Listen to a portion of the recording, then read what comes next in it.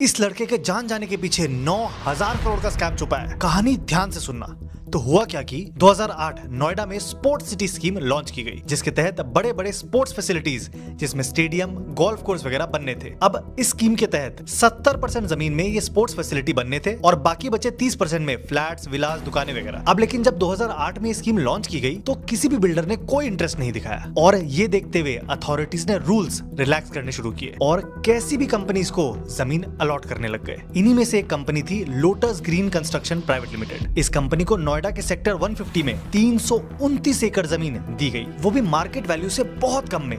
लेकिन जैसा कि मैंने पहले बताया, इस जमीन पर उस कंपनी को पहले 70% एरिया में स्पोर्ट्स फैसिलिटी बनाना था और उसके बाद ही वो 30% एरिया में फ्लैट्स वगैरह बना सकती थी। लेकिन यहाँ कर दिया कंपनी ने बहुत बड़ा खेल। उसने खुद बहुत सारी कंपनीज बनाई और इस 329 एकड़ के प्लॉट को 24 छोटे छोटे प्लॉट्स में डिवाइड कर दिया और इन कंपनीज को ट्रांसफर कर दिया। क्यों?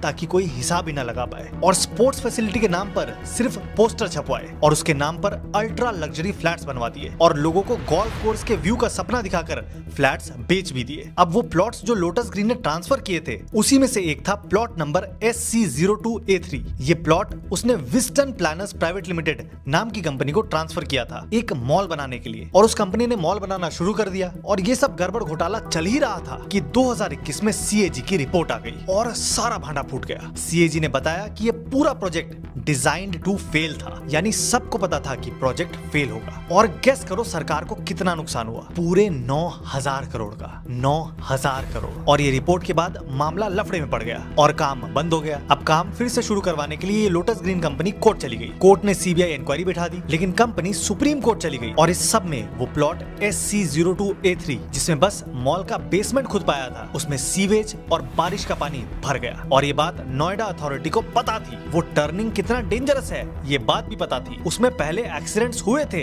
ये बात भी पता थी। लेकिन जब तक हमारे देश में जान नहीं चली जाती है तब तक कोई एक्शन नहीं होता है। और होना क्या था? 27 साल का ये नौजवान डूब कर मर गया। इन बाबुओं को पैसों के अलावा और कुछ नहीं दिखता है, फिर चाहे जो डूब कर मर जाए।